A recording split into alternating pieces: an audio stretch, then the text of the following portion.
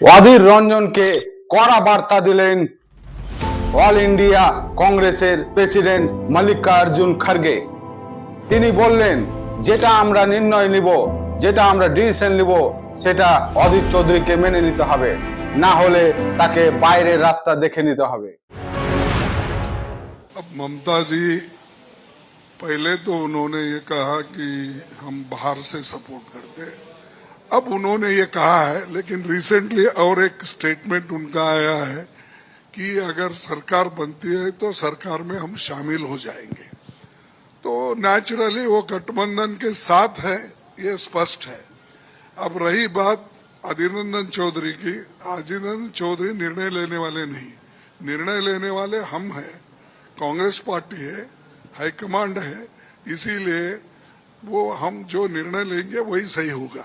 हम जो तय करेंगे फॉलो करें, अगर कोई फॉलो नहीं करता तो वो बाहर जाएगा। এমনকি বিজেপি থেকে ইনভাইটও করা হলো। ইনভাইট মানে তাকে দাওয়াত দেওয়া হলো বিজেপিতে আসার জন্য। অধীর চৌধুরীকে সুকান্ত মজুমদার বলল, কাজ করতে হলে, তৃণমূলের বিরুদ্ধে কাজ করতে হলে আপনি চলে আসেন রামের ঘরে, বিভীষণ ওইখানে বেশি, তাই আপনি মমতার বিরুদ্ধে, তৃণমূল বিরুদ্ধে যদি আপনি কাজ করতে চান তাহলে চলে আসেন বিজেপিতে।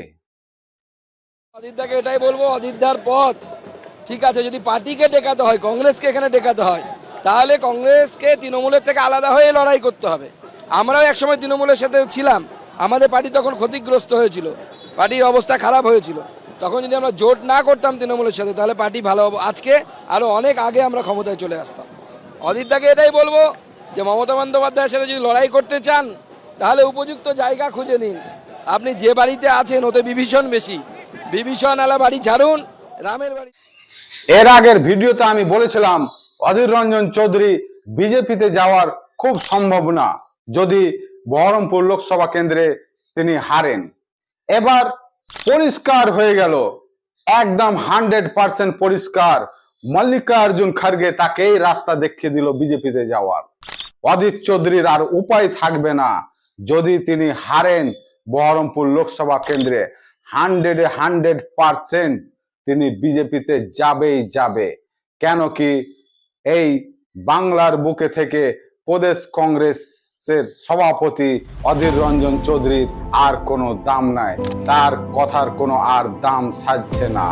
তাই মল্লিকার্জুন খড়গে তাকে বলে দিল ক্লিয়ার ভাবে, আমাদের আদেশ মানুন, না হলে আপনি বাইরে চলে যান। বাইরে যাওয়ার একটাই রাস্তা, বিজেপিতে অধীর রঞ্জন চৌধুরী চলে যাচ্ছে হারের পরে। আসসালামু আলাইকুম।